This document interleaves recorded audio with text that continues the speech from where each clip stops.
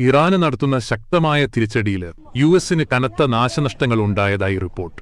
Middle ഈസ്റ്റിലുടനീളമുള്ള American സൈനിക താവളങ്ങളിൽ അഭൂതപൂർവമായ നാശനഷ്ടങ്ങളാണ് സംഭവിച്ചതെന്ന് റിപ്പോർട്ടുകൾ വ്യക്തമാക്കുന്നു. ഇറാന്റെ വർദ്ധിച്ചുവരുന്ന പ്രത്യാക്രമണങ്ങളെ തുടർന്ന് മേഖലയിലെ 13 യുഎസ് സൈനിക സ്ഥാപനങ്ങൾ ഏതാണ്ട് വാസയോഗ്യമല്ലാതായി മാറിയതായി ന്യൂയോർക്ക് ടൈംസ് റിപ്പോർട്ട് ചെയ്യുന്നു. ഫെബ്രുവരി 28-ന് അമേരിക്കയും ഇസ്രായേലും ഏകപക്ഷീയമായി നടത്തിയ ആക്രമണങ്ങളാണ് പശ്ചിമേഷ്യയിലെ യുദ്ധസമാന സാഹചര്യത്തിന് കാരണമായത്. ഇറാന്റെ പരമോന്നത നേതാവ് ആയത്തുള്ള അലി ഖാംനെയി കൊല്ലപ്പെട്ടതിനെ തുടർന്നാണ് ഇറാന് തിരിച്ചടി ശക്തമാക്കിയത്. എന്നാൽ വാഷിംഗ്ടണും ടെൽ അവീവും ഇറാന്റെ തിരിച്ചടിയുടെ വ്യാപ്തിയും തീവ്രതയും കുറച്ചുകാണിക്കുകയാണെന്നും റിപ്പോർട്ട് വ്യക്തമാക്കുന്നു. ഇറാന് സൈന്യം അമേരിക്കന് സൈനികോർജ്ജ ആസ്തികൾക്ക് നേരെ കൃത്യമായ മിസൈല്, ഡ്രോൺ ആക്രമണങ്ങളുടെ ആവർത്തിച്ചുള്ള തരംഗങ്ങൾ അഴിച്ചുവിട്ടു എന്ന് റിപ്പോർട്ട് വ്യക്തമാക്കുന്നു. നീണ്ട യുദ്ധംകനത്ത നാശനഷ്ടങ്ങൾ സംഭവിച്ച താവളങ്ങളിൽ നിന്ന് സൈനികരെ ഹോട്ടലുകൾ, താൽക്കാലിക ഓഫീസ് സൗകര്യങ്ങൾ പോലുള്ള താൽക്കാലിക ഷെൽട്ടറുകളിലേക്ക് മാറാന് സൈനികരെ നിർബന്ധിതരാക്കുന്ന അവസ്ഥയിലേക്ക് യുഎസിനെ തള്ളിവിട്ടതായി റിപ്പോർട്ട് ചൂണ്ടിക്കാട്ടുന്നു. യുദ്ധവിമാനങ്ങൾ പ്രവർത്തിപ്പിക്കുകയും പരിപാലിക്കുകയും ചെയ്യുന്ന പൈലറ്റുമാരും ക്രൂ അംഗങ്ങളും ഒഴികെ കരസേനയുടെ ഭൂരിഭാഗവും ബാക്കോട്ട് റിമോട്ട് വർക്കിംഗ് ചെയ്തുകൊണ്ടാണ് യുദ്ധം നയിക്കുന്നതെന്നാണ് റിപ്പോർട്ട് പറയുന്നത്. 13 സൈനിക താവളങ്ങളിലെ പ്രധാന സൗകര്യങ്ങൾ ഇപ്പോൾ തകരാറിലാണെന്ന് ന്യൂയോർക്ക് ടൈംസ് റിപ്പോർട്ട് എടുത്തു പറയുന്നു.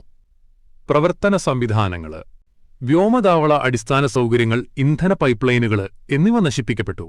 ഇത് സൈനിക സുരക്ഷയെയും മേഖലയിലെ യുഎസ് വിന്യാസങ്ങളുടെ ദീർഘകാല നിലനിൽപ്പിനെയും കുറിച്ച് കാര്യമായ ആശങ്കകൾ ഉയർത്തിയെന്നും റിപ്പോർട്ടുകൾ വ്യക്തമാക്കുന്നു. ലോജിസ്റ്റിക് ശൃംഖലകൾ തടസ്സപ്പെട്ടുവെന്നും മേഖലയിൽ നിലയുറപ്പിച്ചിരിക്കുന്ന സൈനികർക്കുള്ള ഭീഷണി വർഷങ്ങളായി ഏറ്റവും ഉയർന്ന നിലയിലെത്തിയെന്നും ഉദ്യോഗസ്ഥര് മുന്നറിയിപ്പ് നൽകുന്നു. ചിതറിപ്പോയ സൈനികരെ കണ്ടെത്താൻ ശ്രമിക്കുന്ന ഇറാന്റെ എലൈറ്റ് സൈനിക വിഭാഗമായ Islamic revolutionary guard corps IRGC ഇവരുടെ പുതിയ ലൊക്കേഷനുകൾ റിപ്പോർട്ട് ചെയ്യാൻ പൊതുജനങ്ങളോട് ആവശ്യപ്പെട്ടിട്ടുണ്ട്. ബാക്കോട്ട് അമേരിക്കനെ സൈനികരെ കണ്ടെത്തേണ്ടതുണ്ട്. അതിനാൽ അവർക്ക് ഹോട്ടലുകളിലെ അഭയം നൽകരുതെന്നും അവരുടെ ലൊക്കേഷനുകളിൽ നിന്ന് വിട്ടുനിൽക്കണമെന്നും ഞങ്ങൾ ജനങ്ങളോട് അഭ്യർത്ഥിക്കുന്നു, IRGC അറിയിപ്പിൽ പറയുന്നു. അതേസമയം അമേരിക്കൻ പ്രതിരോധ വകുപ്പിന്റെ ആസ്ഥാനമായ പെന്റഗണ് ഈ ഭീഷണി വകവയ്ക്കാതെ യുദ്ധവുമായി മുന്നോട്ടു പോവുകയാണ്. ബുധനാഴ്ച പെന്റഗണില് നടന്ന പ്രാർത്ഥനായോഗത്തില് ഡിഫൻസ് സെക്രട്ടറി പീറ്റ് ഹെക്സത്ത് സൈനികർക്കായി പ്രാർത്ഥന നടത്തിയതായി റിപ്പോർട്ടില് പറയുന്നു. കടുത്ത വ്യോമാക്രമണങ്ങൾക്കിടയിലും ഇറാൻ ഇപ്പോഴും ശക്തമായ തിരിച്ചടി നൽകാനുള്ള ശേഷിയുണ്ടെന്ന് joint chief of staff chairman general Dan Caine ഓർമ്മിപ്പിക്കുന്നു.